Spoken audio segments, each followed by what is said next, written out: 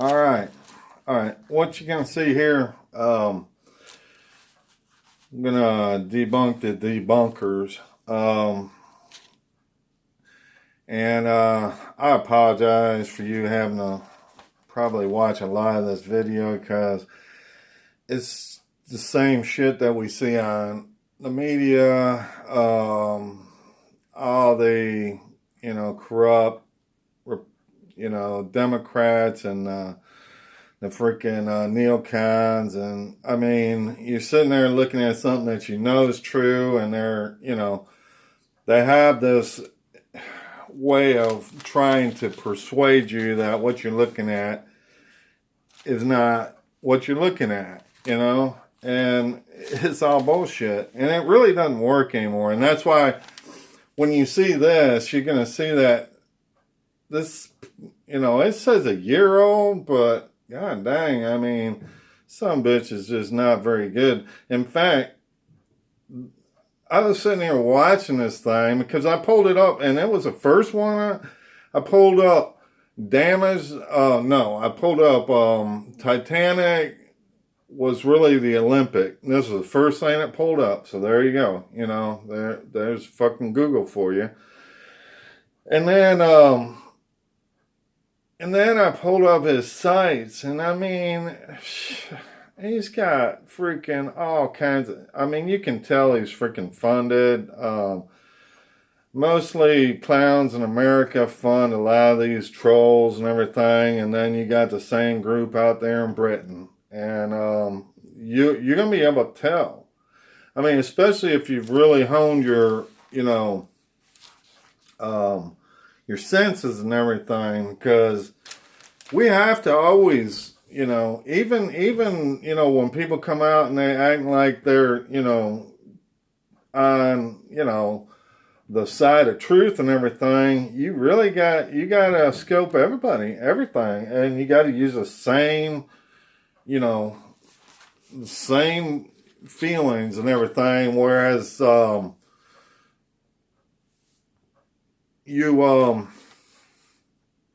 you decipher, you use your gut feeling, all your background, all our knowledge. My case, 12 years of, looking at all kinds of different things. And if I got a question on something, I'll do a little dive on it, and try to find out, because I don't want to just carry around what, is a dream theory or whatever. I want to try to find out what's the truth. And, if it's not what I don't, if it's not what I like, tough shit, it is what it is. So anyhow, what the psychology is called persuasion and influence. And what it is, and you see it in the media all the time, is amplification hypothesis. It's just like, they're freaking right, you're freaking wrong, they're so arrogant. It's that fucking arrogance is what really, that is a signal. When you see somebody talking about like their events or what they went through, and they're just talking, you can tell. When you start to be able to look at people and tell if they're telling the truth, you can see where they're being sincere or they're not. The media is actually blatantly, and that's why so many people are going away from it and waking up, because this stuff didn't work when we didn't even think. We just assumed that we were being told the truth, and if you're, if you're just assuming, the government, they're doing their best, they're kind of fucked up, but they're doing their best, and that, they're not stealing trillions of dollars from us, and the media is not lying to us. No, they're for us. They're not for them. And the banks, no, they're not trying to take our property all the time. But yeah, that's exactly what the hell it is. And when you start seeing it the right way, you see it quick. And you get a good one, a real good one, you're going to still smell that shit, but you're gonna have to like, let me, maybe I'm looking at the wrong angle. Let me do a little search on this thing. This guy, man, he's pitiful. In fact, he proves the other side. But he sits there and he tries to tell you that you're looking at something else. And I swear, I got an example for that. If anybody knew about that shooting that they had at a country bar in Los Angeles, CNN ran a thing. And it had video. And it boggles my mind that thing didn't go viral.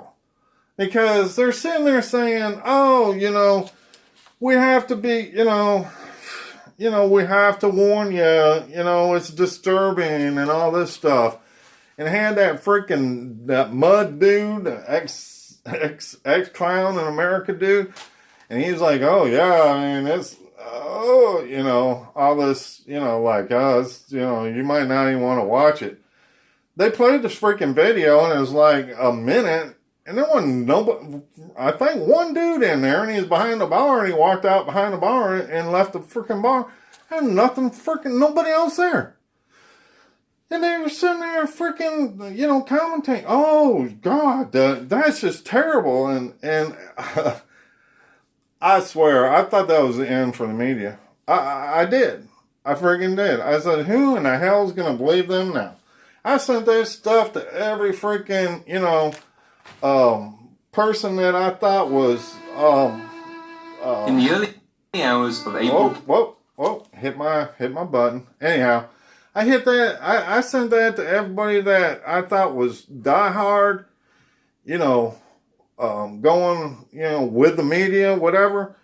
And I think the most answer I got is like, what am I even looking at? I was like, you're looking at a freaking, microcosm of everything that's going on. And they still didn't believe it. So, I don't know about that. But those of you that saw that, I was just like, that is the funniest shit I ever seen, because a dude did a YouTube on it, and I swear I can't remember who it was, but he did a great job, and he was just like, commenting on it as it went, and it was funny as shit anyhow. And alright, I guess as much as I really hate to even watch this. I mean, I don't watch the media because it makes me physically sick. I mean, it just does, because they're crap and the MK Ultra crap and everything. And this is the same shit. But we're gonna do this. And let's go ahead and start. And I'll stop, when, some of you, the Titanic is pretty obvious. I mean, 300 industrialists, American industrialists, were against the Federal Reserve. All right, so J.P. Morgan invited them to go out there. I don't know how the hell they got over there, but they got over there. And they met with the Rothschilds and the central banksters, and the 300 American industrialists said, no, we don't want that stuff, because they knew what the frick was going to happen is what's frick happening now. They're going to take total control of every frickin' thing. So, they jumped on the ship and came on back, and old J.P. Morgan jumped off the ship before it even left. But it's not like he told anybody. He was up there, gallivant with everybody, but once the ship was ready to leave, he's off the freaking ship. So, this guy doesn't say anything about that. He doesn't say anything about other ships that were running at the time. Let me get it started, and then I'll kind of critique it as we go. 15th, the British passenger liner RMS Titanic, owned by the White Star Line, collided with an iceberg on her maiden voyage from Southampton to New York City. At the time, some believed the ship to be practically unsinkable because of her system of watertight compartments, of which 4 could be flooded and she would still remain afloat. However, the iceberg tore a series of holes along the side of the hull, flooding 6 compartments, which sealed the ship's fate. Less than 3 hours after the collision, Titanic lay at the bottom of the Atlantic Ocean. Or did it?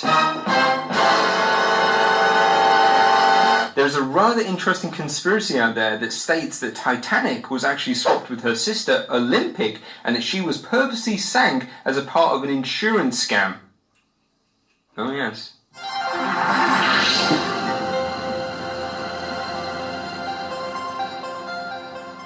Hello there Internet, it's Miles here. Now as I've previously said, no event of any significance takes place in the world without generating a flutter of conspiracy speculation, and Titanic, one of the most iconic ships ever to sail, with its tragedy known worldwide, is no exception.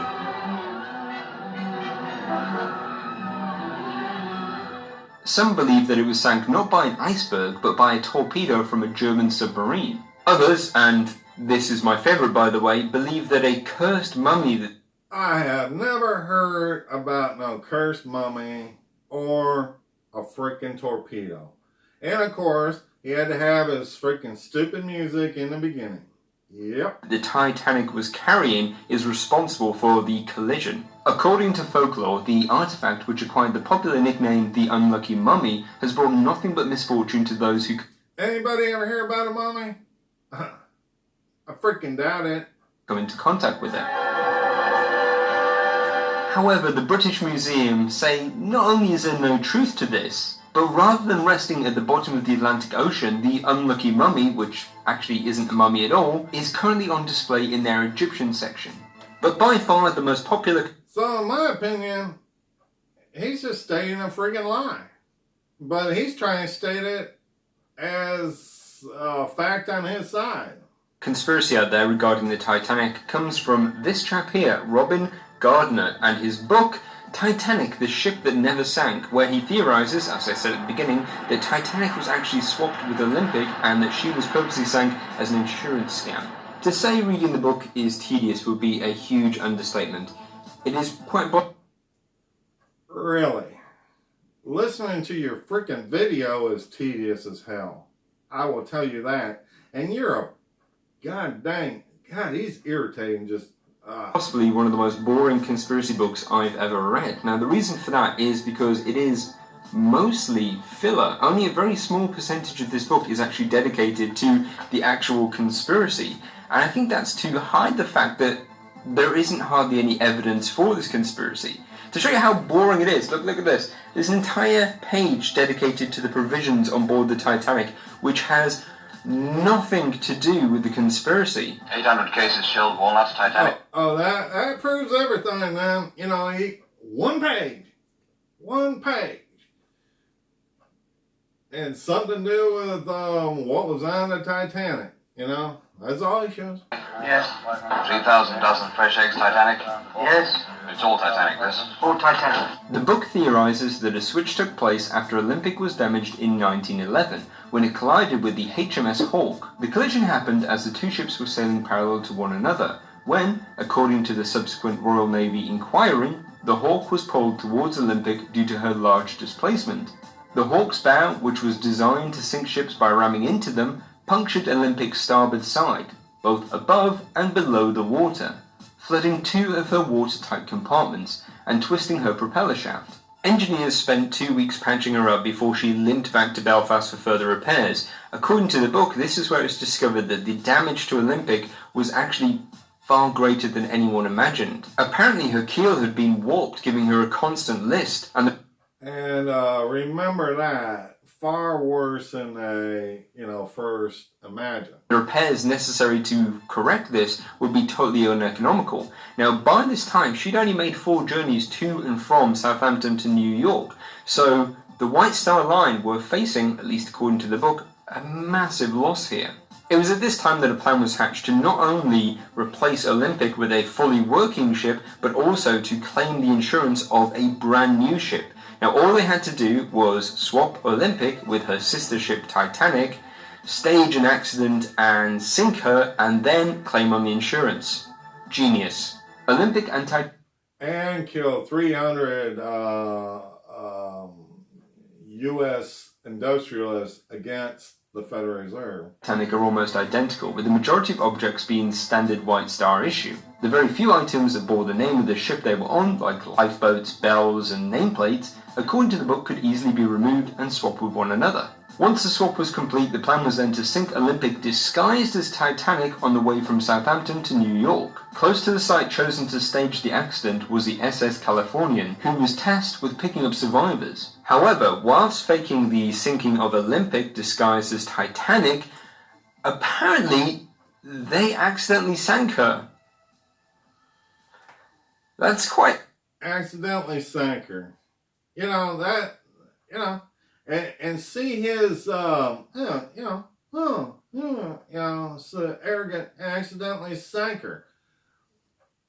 Maybe they want to sink her because they want to tote her back, to port and, show the evidence. Really? See, that's the thing, accidentally sank her. A fail, really. So, according to the book, and this is where it gets a little bit confusing, there was another ship involved. So we have Olympic disguised as Titanic, we have the Californian that is just round the road, and then we have a third ship, a smaller ship, that apparently crashed into the Olympic. It wasn't an iceberg, it was this third smaller ship. Alright, now this, I'll be honest with you, I haven't heard a lot about this third ship, but what he's fixing to say actually makes me think that might have happened. Now, it went off, limping away, and it fired its distress rockets. Now, the Californian that was tasked with picking up survivors saw these distress rockets and was a little confused and was like, "Oh, what's going on here?" And then that's why it didn't come to the help of the Olympic disguised as the Titanic. This is just a As we all know, the Californian took his time getting to the wreck. Massive mess. But apparently, that's what happened according to the book. Don't they see us? No, sir.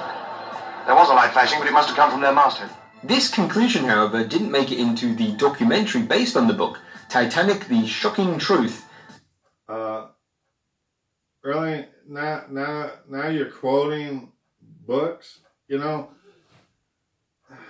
This dude's an idiot. I am just burning my money here, aren't I? Anyway, according to the documentary, everything conspiracy-wise is the same up until the collision. Now, the documentary says, yes, indeed, it did hit an iceberg, but there was some confusion with the Californian, who was actually there to pick up survivors. It saw another ship that was in distress, that it doesn't go into detail what ship it was, but apparently... and he just blows that off. This is where all the confusion happened and why the Californian didn't come to rescue people on the Titanic. Looked like a rocket, sir. Yes. I wonder what a ship like that would want to fire a rocket for. Technical issues make the documentary almost unwatchable, and despite being less than You're unwatchable. an hour long, I really struggled to make it to the end, a lot like the book.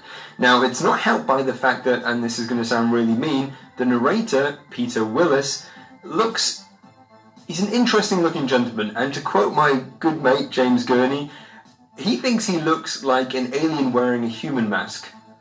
To quote my good mate Jim Gurley, you look like a bobblehead.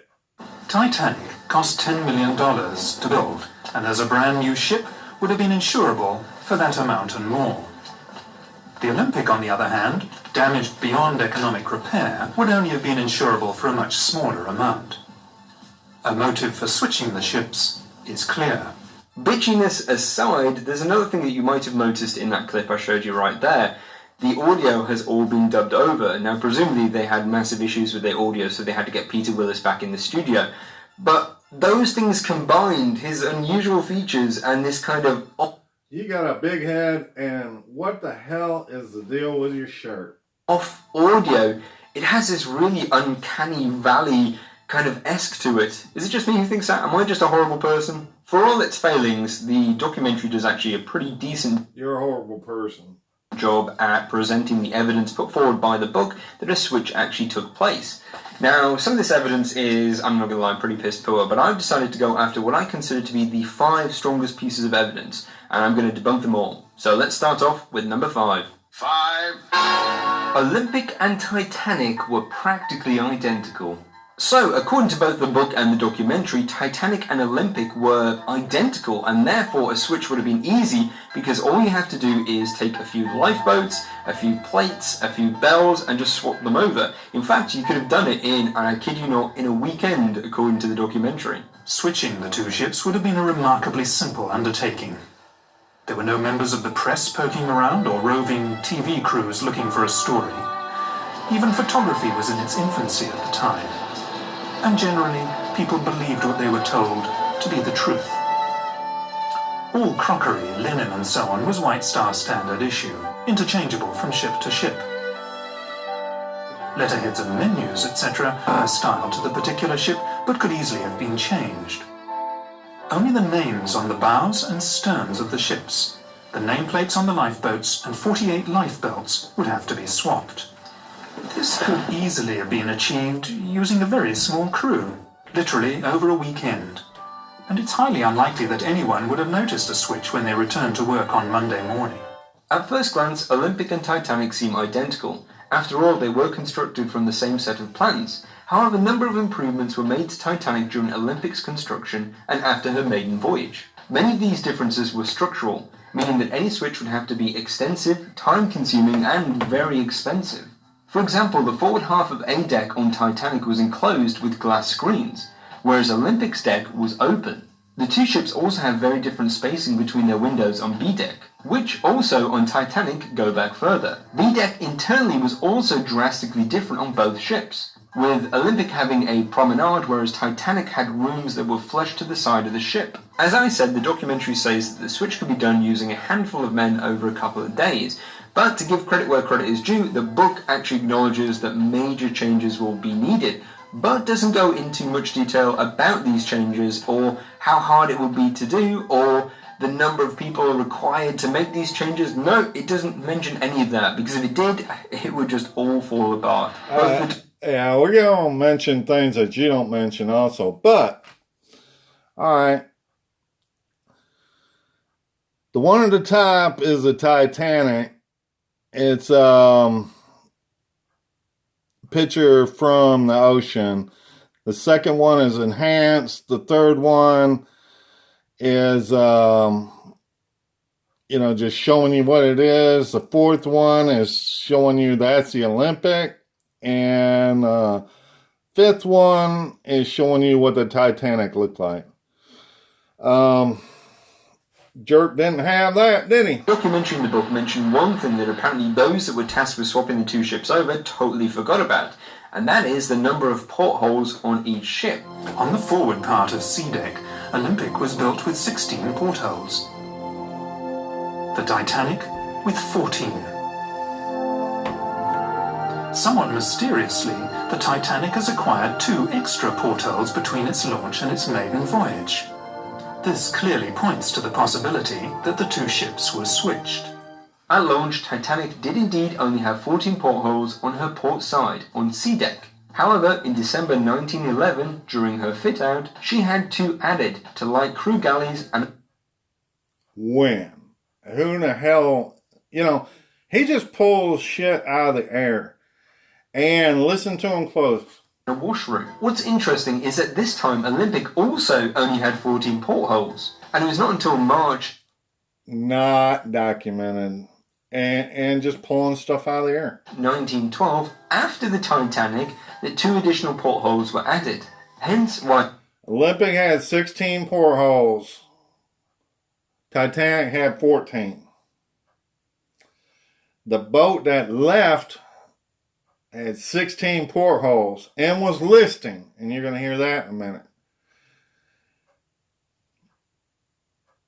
The Olympic, and he's going to try to explain this, and then he's going to try to twist it, but the Olympic had 14, and then they said had 2 added after the Olympic, after the Titanic wreck. It's kind of confusing, but it's not. The post-Titanic sinking images of Olympic also have this 16 porthole configuration. Now, this part of the conspiracy always confused me because I think they've missed a perfect opportunity here to convince people that a switch actually took place. I mean, for example, we know that Titanic had 16 portholes when she set sail from Southampton to New York, but just because she was the Olympic. Beforehand, Olympic only had 14, and it wasn't until after the because she was the Titanic sinking that you see Olympic with 16. So you should because it was the Olympic.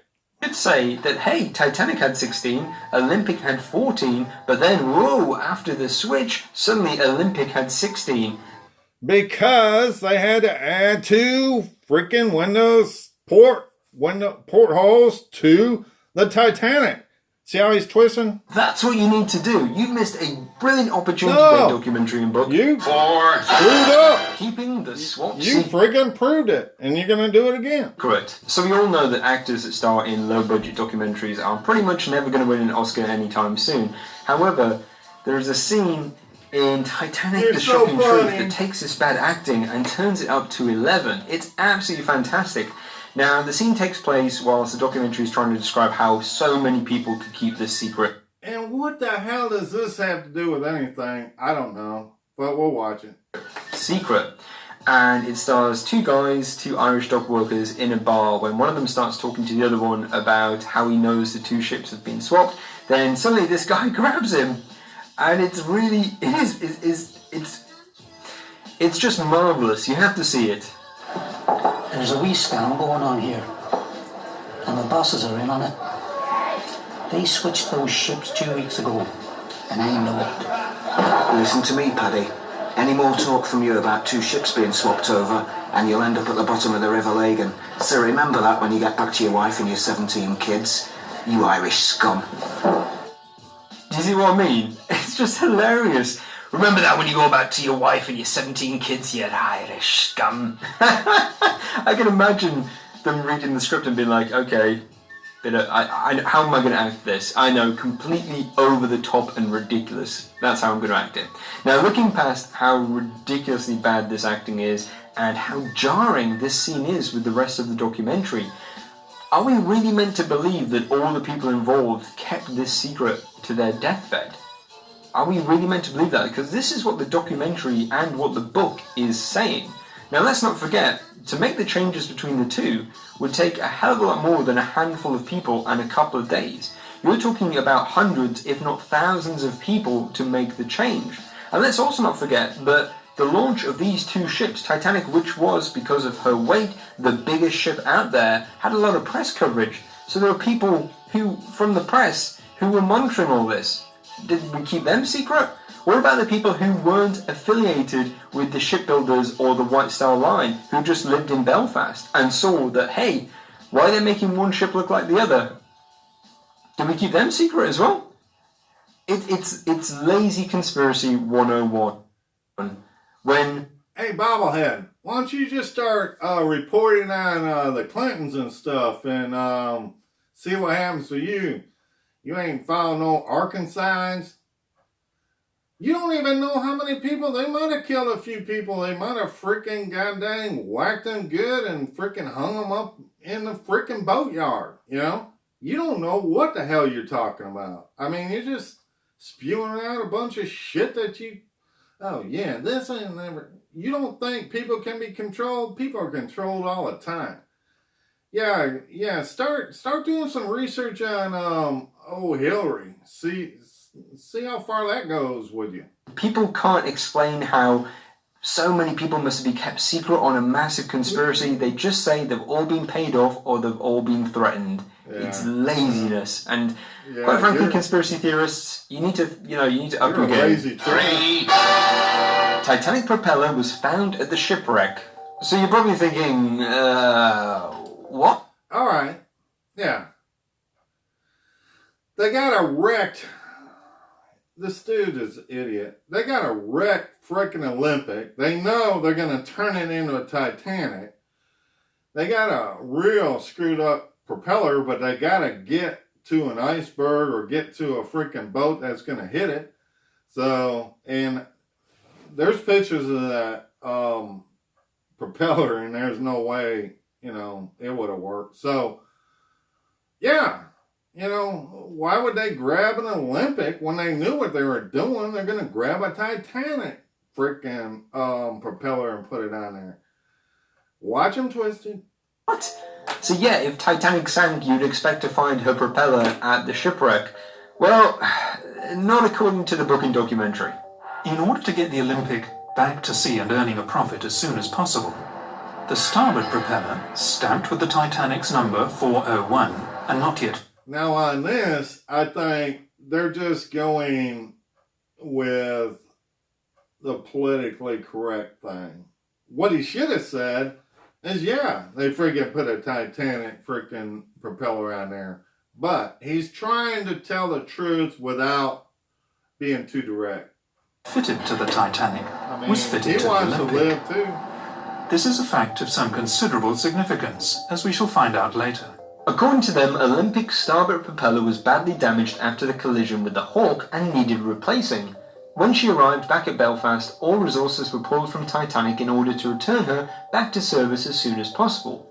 To speed up repairs, the decision was made to install a propeller on Olympic that originally was going to be for the Titanic. When the wreck of the Titanic was discovered in 1985, pictures were taken of her starboard propeller and revealed the Titanic's yard number, 401, on the blade. This was the same blade given to Olympic after the accident with the Hawk, and therefore the ship at the bottom of the ocean is not Titanic. Examination of the starboard propeller reveals the number 01 stamped into the metal. In fairness, there is too much corrosion to make out the number 4 clearly, but remember the starboard propeller, numbered 401 for the Titanic, was put on. You can't see that far? The Olympic as part of the repairs after the collision with the Hawk.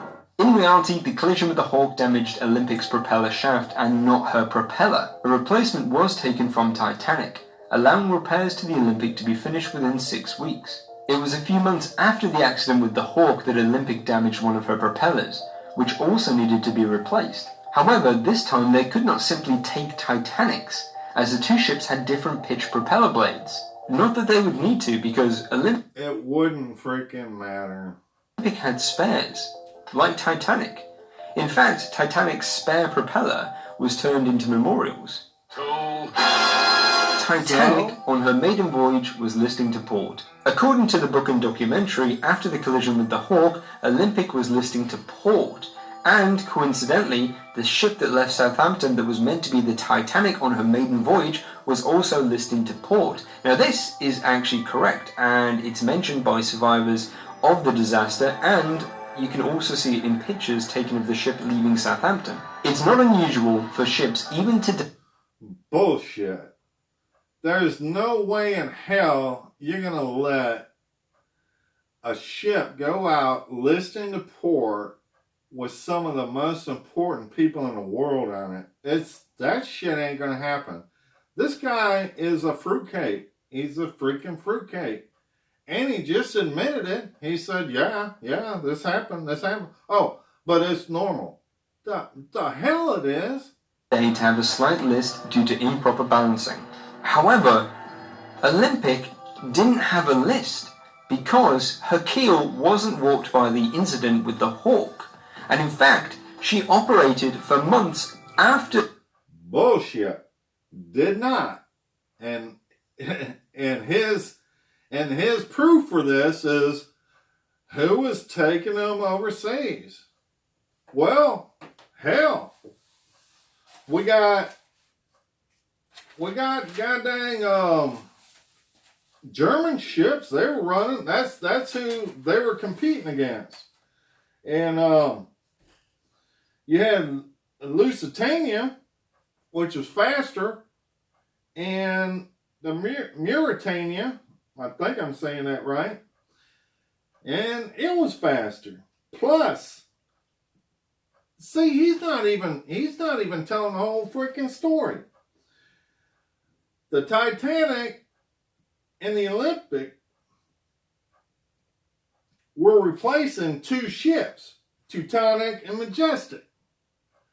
Those ships were not just taking, they're, taking in the freaking dock and blowing the fuck up or something. No, hell no. In fact, the the Olympic took the place of Titanic. So Titanic was probably, I doubt it was even in dry, dry storage or anything. It was probably at port somewhere, and it probably could have gone on out, But Majestic, and he even admits Titanic wasn't even done yet, according to him, or was being built. It was being built, and he said there's no way Olympic could have been, being repaired. Who was taking them overseas? Well, the same boats that been doing it before these two were built. He never even mentioned that. I mean, that's where you come to, when, deception. He's like, there was no freaking, there's no way for them to get over there, There wasn't no boats before, and these are the first boats, I don't know what the hell he's trying to, but this whole thing is deception. The incident with the Hawk and before Titanic's maiden voyage. Conspiracy theorists never talk about this or explain it. For the Switch conspiracy to work, you have to ignore the timing of events and the fact that Olympic was operating for months between her accident and before the damage to her... Nope. And she sure wasn't. With that amount of damage, there's no way. They were being repaired at the same time, and Titanic took Olympic's place, and they replaced the portholes on Titanic during that time. And he's dead wrong. I mean, and he's just throwing it out there. But that's what the liberals, that's what the media, and they'll throw lies out there and expect you never to research. Oh, nobody's ever gonna, call me on that. That's bullshit. No. And people going back and forth. There's other ships. Propeller forced her back home to Belfast. It is here where the switch apparently took place, because up until this point, not only was Titanic not complete, but previous repairs to Olympic caused her maiden voyage to be delayed. So, if the accident with the Hawk damaged Olympic's keel so badly that she was unseaworthy, and the Titanic wouldn't be finished for a few months and wouldn't be seaworthy herself, what was making the journey to and from America and England? I don't know. Oh, yeah, really? That's a lie. Letters fall off the shipwreck to reveal the name Olympic. Okay. This is the best one. This one has to be seen to believed. Watch this. And notice how he tries to make it like it's like the biggest, bullshit. That is exactly what Intel teaches them. And actually, this proves Olympic is what's on the bottom of the ocean. But he's wanting to make you so much believe it's just bullshit. And finally, a close look at the bow could reveal the most damning evidence of all. In 1986, the French National Oceanographic Institute examined the wreck with Dr. Robert Ballard. One of the things they checked was the name of the ship. In keeping with White Star tradition, both ships had their names engraved into the upper bow plates in letters 4 foot high. Examination of the wreck and the name Titanic shows that it is made of iron letters which have been riveted onto the original bow plates. Boom. With the passage of time, 2 of the letters have dropped off and been lost forever in the sediment of the seabed. At the place where they once were, engraved into the hull, are the letters M and P. Boom! Oh, yeah. Are you kidding me, dude? Are you that stupid? Look at that look. Look at that look. This is on the bottom of the freaking ocean. Alright, now listen. He's going to have his... He talks about conspiracy theories. We're looking for truth. Now watch him spew a conspiracy theory. I mean, yeah, who are they trying to kid? Who are they trying to kid with this really poor CGI? Even poor for the late 90s, early 2000s. I mean, they are fabricating evidence. They commissioned someone to make this for this documentary. Theorist. I mean, I know it's not unusual for conspiracy theorists to fabricate data, but bloody hell, usually they're a lot more competent at it than this. This is... Well, I know I say laughable quite a lot when I want to totally have a go at someone, but this is laughable as in I was laughing my bloody arse off. I'm laughing watching at you, this, thinking, you freaking come on, guys, come on, have have a bit of respect for yourself. Oh yeah, really? Normally, White Star Line, when they insured their ships, took on part of the risk themselves, and it was at first thought that Lloyd's of London would only be liable for $7.5 million. Not so. Alright, he throws an X up there.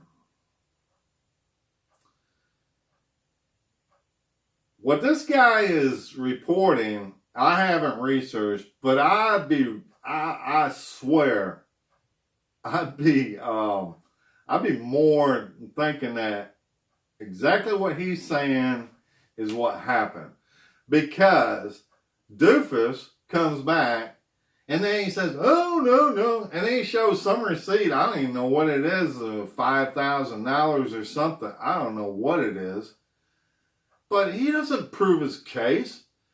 Even if it was $5,000 at first, he doesn't know if they raised. He didn't never show if they didn't raise it. I mean, I hate to even,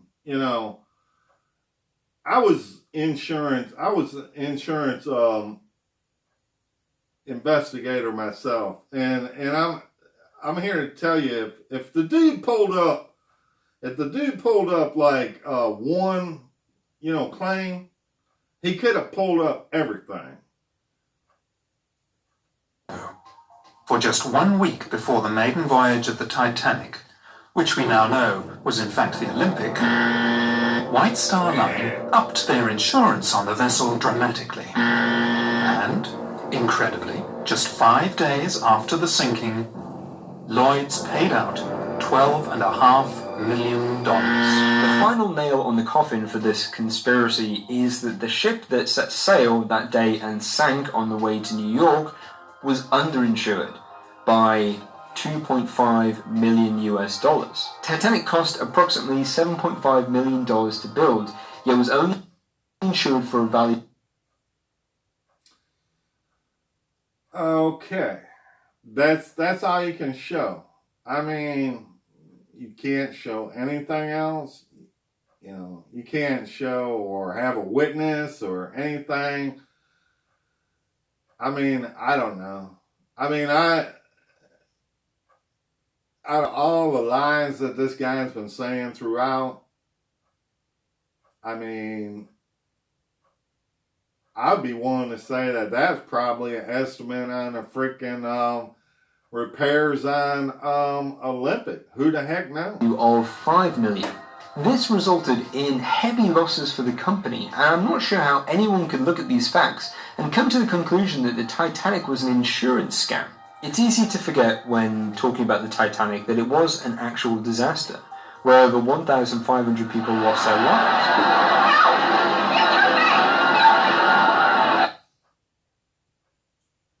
He's totally dismissive throughout the whole thing, and then all of a sudden he's like worried about the people's lives and stuff, this is typical. And